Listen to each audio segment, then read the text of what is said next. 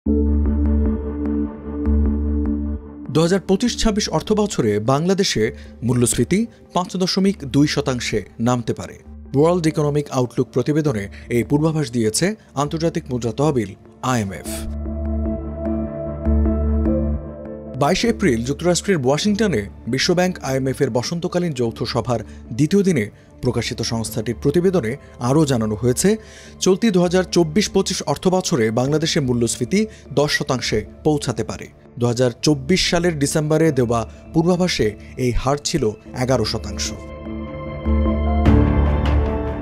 মূল্যস্ফীতির হার কিছুটা কমলেও 2025-26 অর্থবছরে বাংলাদেশের অর্থনৈতিক প্রবৃদ্ধি 6.5% হতে পারে বলে পূর্বাভাস দিয়েছে IMF।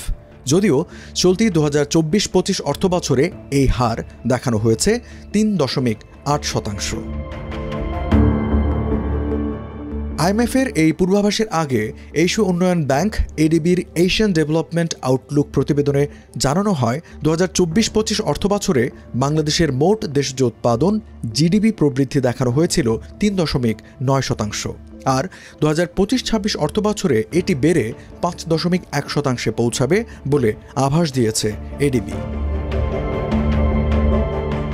ADB আরও জানায় 2024-25 অর্থবছরে বাংলাদেশের 12 মাসের গড় মূল্যস্ফীতি হতে পারে 10.2%, পরের অর্থবছরে তা 8% নামতে পারে।